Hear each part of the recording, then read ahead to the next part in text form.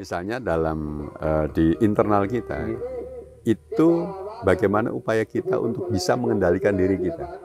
Ini yang bisa kita kendalikan. Kita sedapat mungkin jangan asal ngomong. Itu kan bisa kita kendalikan kan? Betul. Bisa kita tularkan kepada yang lain untuk sama-sama ayo kita bijak dalam bermedia. Ini yang dari internal kita yang bisa kita lebih kontrol. Tetapi yang lain itu yang tidak bisa kontrol.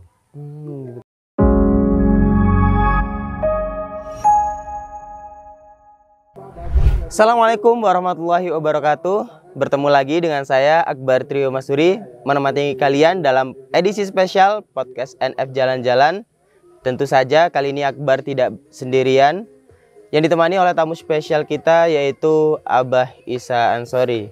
Assalamualaikum Abah. Waalaikumsalam warahmatullahi wabarakatuh. Bagaimana kabarnya hari ini? Alhamdulillah sehat. Alhamdulillah. Jadi teman-teman sahabat NF yang ada di rumah, ini Abah Isa Ansori ini adalah dulunya bekerja di SS. Jadi kalau teman-teman Suara Surabaya gitu nggih. Yeah. Dan berfokus di bagian media tentu saja. Ini aktivitas hariannya apa ini Bah sekarang? Dan sekarang Akbar dengar ini udah purna tugas istilahnya kalau bahasa kerennya gitu. Saya ingin menjadi pribadi yang purna aktif. Purna aktif. Jadi kalau kita berkarya itu harusnya tidak pernah berhenti. Apapun lah profesi. Tidak pernah putus. Tidak pernah putus. Kalau kita core-nya atau passion-nya itu di media, tetap saya ada di media. Sekarang saya mengelola trigger.id. Trigger itu website news. Lalu yang lain masih berinteraksi dengan teman-teman jejaring di sesama pengelola media masih. Lalu sekarang saya di-hire oleh Jawa Post Group masuk sebagai host di Jawa Post TV. Dan ini semua ya karena memang passion gitu ya yang saya jalani dimanapun. Saya nggak mau berhenti lah. Ada istilahnya berkhidmat untuk umat. Untuk umat melalui media. Media, betul. Ini menarik Abah, karena berkhidmat untuk media. Melihat fenomena kali ini ya, Abah, apalagi di media sosial gitu. Banyak sekali orang bermedia itu tidak bijak gitu. Apalagi komen-komen itu hate speech, terus kemudian konten-konten yang disebarluaskan itu sangat kontra untuk menjerumuskan orang itu ke dalam sebuah perpecahan. Nah, bisa ada bullying, itu kan sangat kental sekali di bermedia sosial. Nah, melihat fenomena itu Abah, bagaimana respon kita sebagai orang yang Abah bermedia juga melihat itu seperti apa? Dan kita harus bagaimana ini untuk menyikapi hal itu? Oke. Yang pertama, kecanggihan teknologi informasi yang muncul sekarang ini di era media sosial. Teknologinya sudah luar biasa ya, yang mungkin orang untuk connected, artinya berhubungan satu dengan yang lain.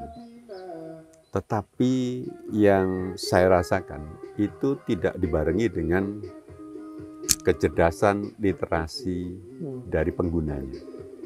Artinya di situ pengguna media sosial terutama yang Mas Akbar tanyakan itu kan kita lebih fokus di bagaimana kita bijak bermedia sosial kan ini. Bagaimana kita bisa bijak. Nah ini ternyata jangankan soal kebijakan, kita bisa wise dalam bermedia sosial. Nah ternyata kita ini ketinggalan. Kenapa kok bisa ketinggalan ini, Mbak? Ketinggalan dalam artian masyarakat itu tidak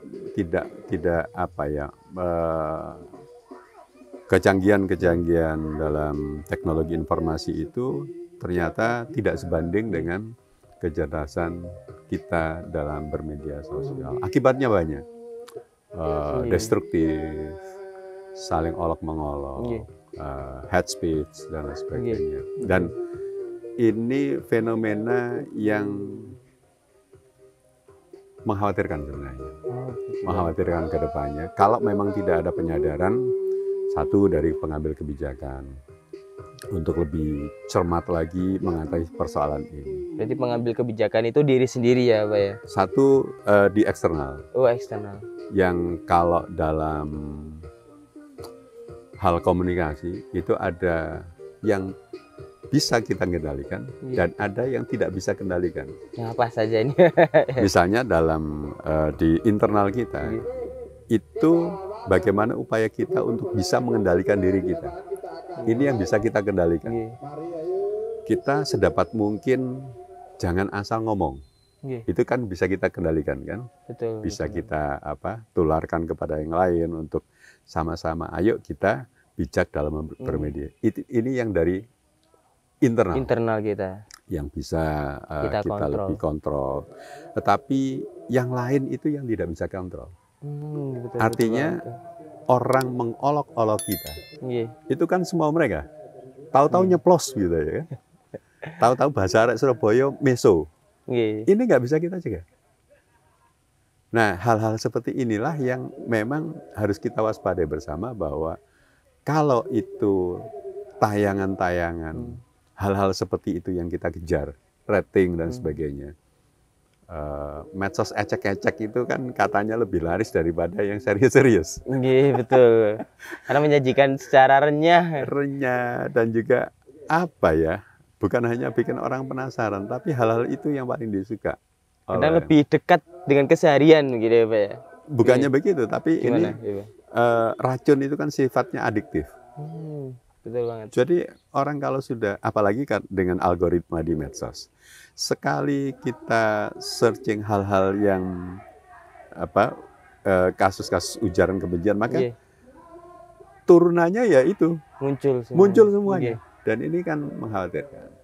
Nah, karena itu kan yang perlu kita sadari di era sekarang ini, itu eranya sudah era prosumer, Mas Akbar. Apa ini prosumer ini? Kayaknya baru era prosumer itu ini.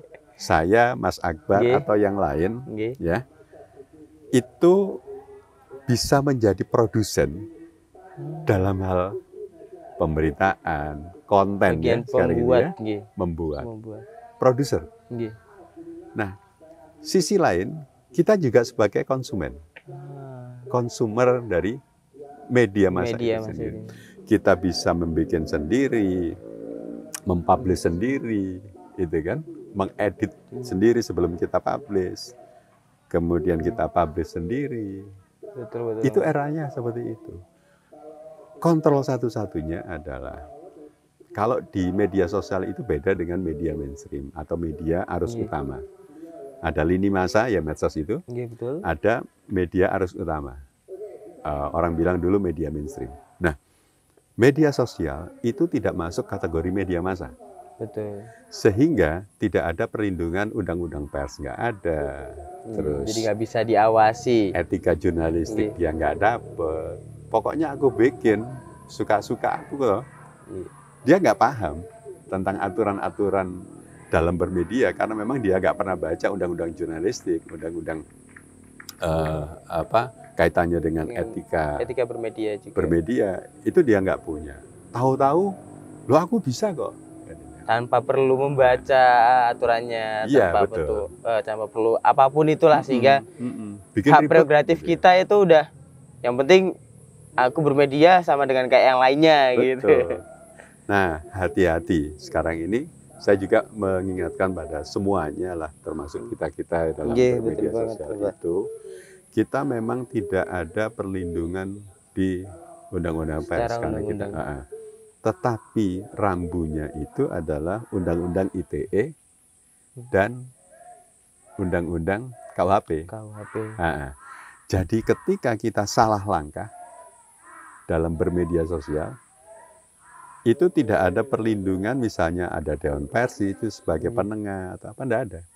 Karena kita bukan kategori media massa. Udah langsung kena undang-undang ITE tadi atau KUHP tadi. Entah itu ujaran kebencian, penghujatan dan sebagainya, kita kena di situ. Udah kena ITE. Apalagi kalau sampai yang orang kita rugikan itu sampai menggugat kita.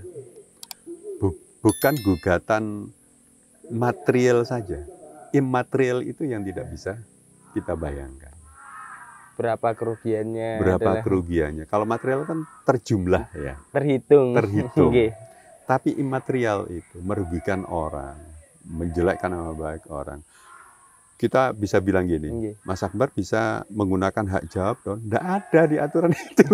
Betul. Berbeda dengan jurnalistik, ada berita yang kurang mengenakan, kita bisa mengajukan hak jawab. Iya, nggak ada di aturan perundangan karena kita tidak diatur di undang-undang pers. Ini bahayanya. Kalau orangnya nggak terima, pidana, Mas. Ya, kadang abu-abu juga ya. Mengukur perasaan seseorang untuk terluka dengan kata-kata kita kan juga abu-abu sebenarnya. Abu-abunya sih enggak. Kalau saya itu bicara soal rasa. Kalau saya diperlakukan seperti itu, saya bisa marah loh. Dan karena itu pertimbangannya, kalau ini saya terapkan ke orang lain, oh ya pasti marah dong. Ukurannya pada kecuali kalau dirinya itu memang nggak ada aturan, mohon maaf. Itu memang kita tidak bicarakan di situ. Tapi rambu-rambu undang-undang ITE tadi, lalu undang-undang pidana yang paling bahaya itu yang akan menjerat kita kalau kita tidak bijak dalam menggunakan media sosial. Memang betul patah bahasa Arab yang mengatakan berpikir dulu sebelum bertindak. Itu sebuah kehati-hatian gitu ya. Dalam Islam juga sudah diingatkan terkait hal itu. Bagaimana kita menyikapi bermedia sosial dengan bijak, kehati-hatian kita bisa menerka istilahnya gitu ya Bang. Bahwasanya kalau kita ngomong ini, kalau kita digituin, kira-kira kita sakit hati gitu nggak sih? Kecuali kalau kita ini sudah buntu itu hatinya hatinya udah nggak bisa pikir lagi, udah apapun loss gitu, udah itu bahaya sekali.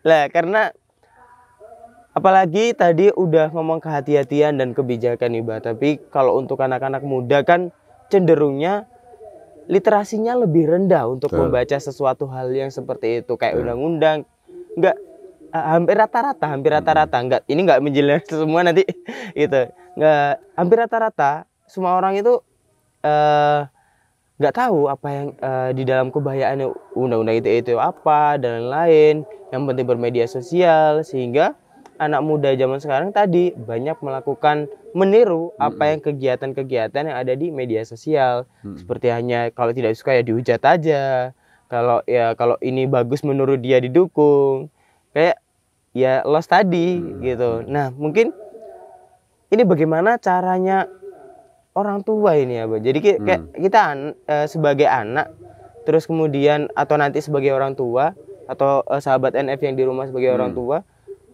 bagaimana melihat anaknya ini bermedia sosial dan kita bisa tahu apa yang dilakukan anaknya itu, supaya tidak terjerumus dengan hal yang memang melakukan hate speech, supaya tidak terjadi nanti dipidanakan. Jadi hal yang seperti itu, untuk menghindari hal-hal yang negatif itu seperti apa nanti pemantauannya? Oke, sebelum ke itu ya, seperti yang ditanyakan Mas Akbar, kita harus paham bahwa media sosial itu punya dampak luar biasa. Di kalangan anak muda, dampak yang ditimbulkan itu, orang bermedsos itu apa sih yang ditampilin? Sesuatu yang glamor, sesuatu yang wah. Misalnya prestasinya apa dan lain-lain. Prestasi negatif pun muncul. Gitu kan? Betul, campur. Nah, kalau dari yang konsumennya itu pengen seperti itu, tapi dia merasa nggak mampu seperti yang ditonton, akibatnya apa? Minder, stres, bunuh diri, banyak Mas. Kemudian yang lebih bahaya lagi, kalau hal-hal yang sifatnya ingin mengejar rating. Loh, coba bayangkan, kereta api lewat hanya gara-gara mengejar rating. Itu kan beberapa kali terjadi kasus itu. Betul. Dia itu melompat ketika kereta api mau lewat. Coba bayangkan. Buat konten. hanya buat konten. Menantang bahaya seperti itu. Yang lain, dia melakukan jumping, melompat setinggi mungkin hanya untuk ngejar konten. Resikonya apa? Nyawa hilang. Nah, itu kalau dikonsumsi oleh anak-anak yang belum lengkap betul daya nalarnya itu, belum bisa berpikir lebih jauh. Kadang-kadang ada bus atau apa lewat itu. Ya maaf, saya nggak tahu itu kejadiannya di mana. Dia tiduran di jalan raya ketika kendaraan mau lewat. Bayangkan, hanya untuk mengejar itu. Dan ketika itu berhasil, memang ratingnya bisa 1, berapa juta itu. Sekali upload. Sekali upload. Dia mengejar itu. Yang kedua memang dia mengejar yang namanya ini bisa diuangkan loh. Wah, bisa dimonetize loh. Iming-iming itu yang membuat anak-anak muda, anak-anak dari sahabat NF semuanya ini tidak berpikir panjang. Jadi asal ikut-ikutan nanti. Dan karena itu kita sebagai orang yang mengerti duluan, yang entah itu orang tua, entah itu sebagai calon orang tua, atau mereka yang sudah pemikirannya matang, itu memang harus mengimbangi kegiatan di media sosial itu dengan hal-hal yang positif. Meskipun, survei menunjukkan konten-konten yang positif itu paling banter berapa sih? Ya, berapa persennya dari konten-konten yang hiburan, dalam hal jumlah konten, dalam hal jumlah lebih sedikit, jauh lebih sedikit. Kemudian kalau untuk ngejar rating, memang kalau kita lihat konten-konten yang negatif, destruktif seperti yang keseharian kita lihat itu jauh lebih jauh lebih menarik bagi konsumen media sosial. Nah, kalau kita ini bias, itu memang sudah zamannya. Artinya kita ini kan sudah pasrah pada keadaan. Udah apa yang terjadi udah biarin ya. Biarin gitu. Yang penting anak saya begini. Nah, minimal itu. Minimal dalam lingkup keluarga kita masing-masing. Kecil masing-masing. Kita bisa kontrol. Setiap saat kita bisa ngajak ngobrol anak-anak kita, bisa diskusi bersama itu.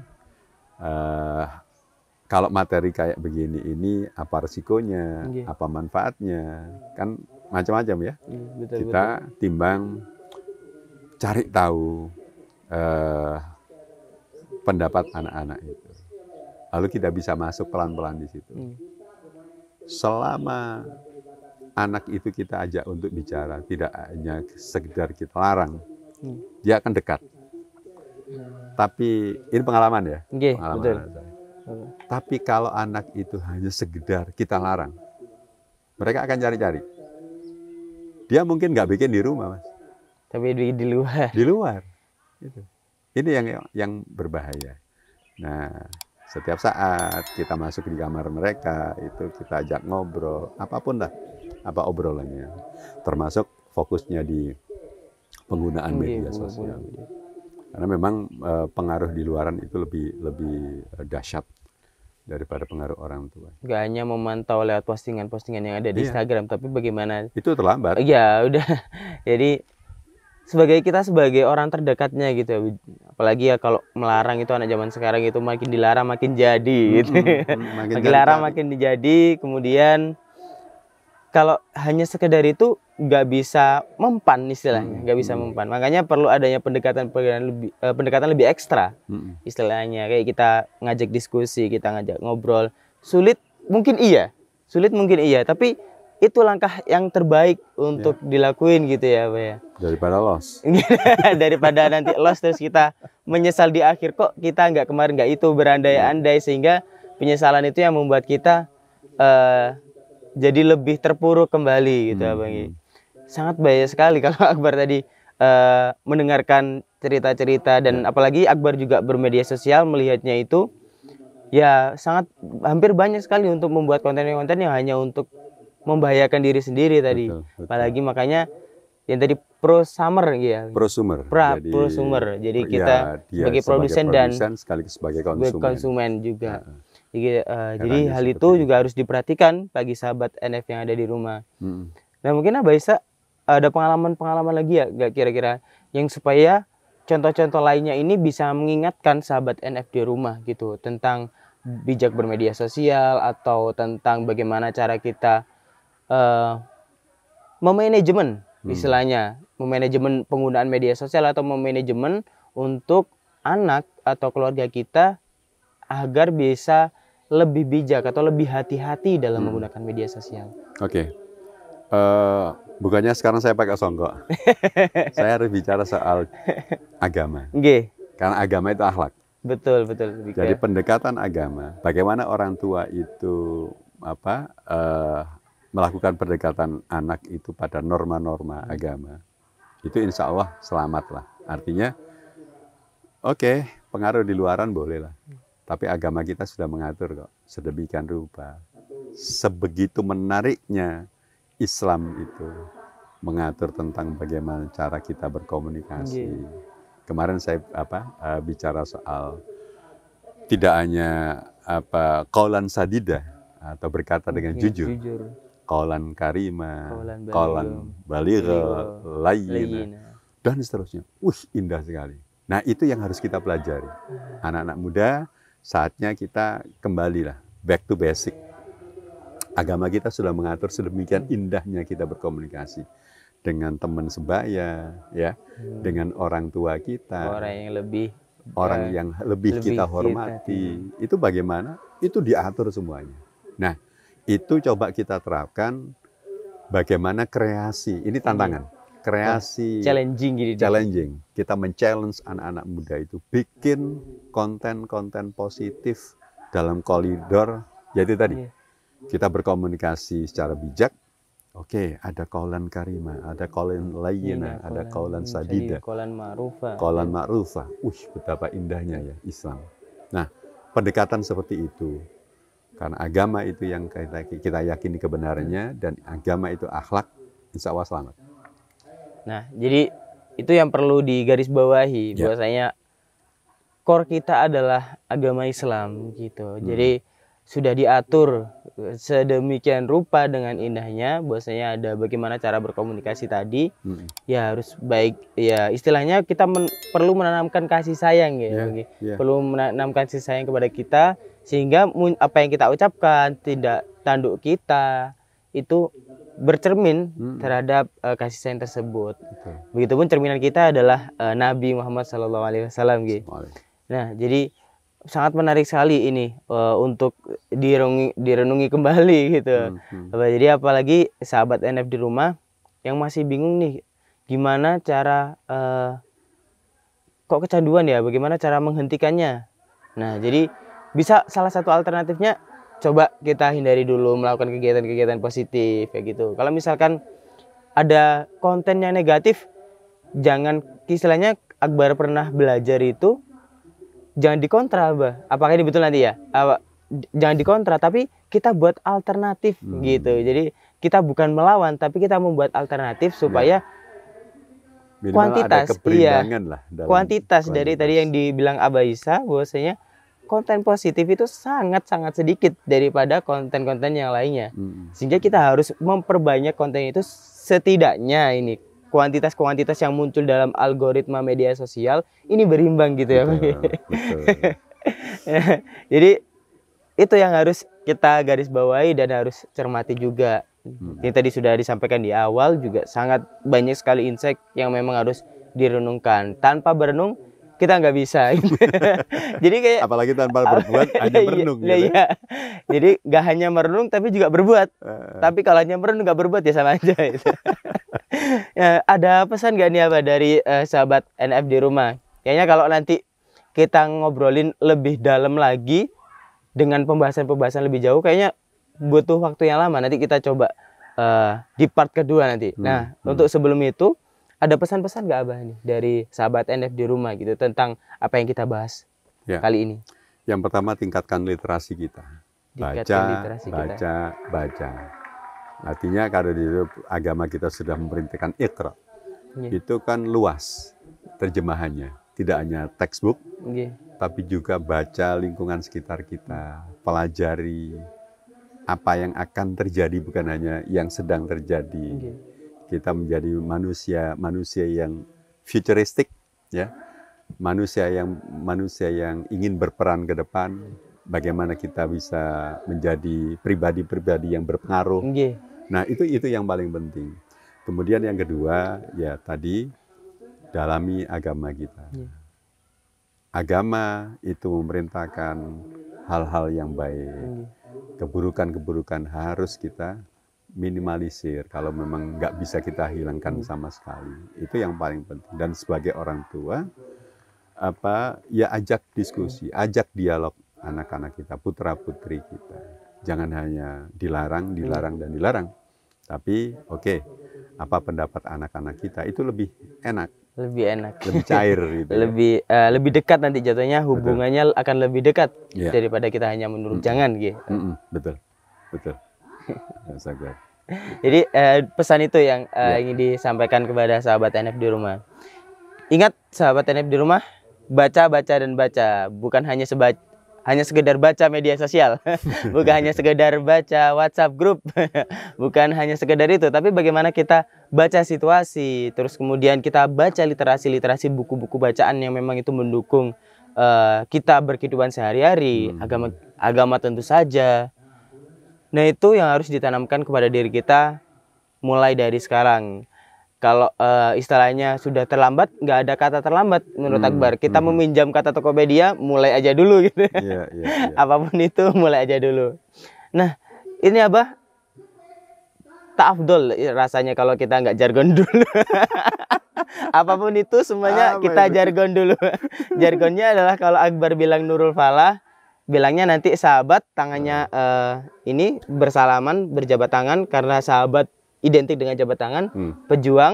Pejuangnya ini mengepalkan tangan, identiknya. Terus Al-Qur'annya kita dalam hati, karena yang tadi betul lah yang katakan, agama nomor 1 sudah mengatur semua, core-nya adalah di Al-Qur'an. Al-Qur'annya kita tanamkan dalam hati supaya perilaku kita akan nanti muncul bermedia sosial dan bijak gitu.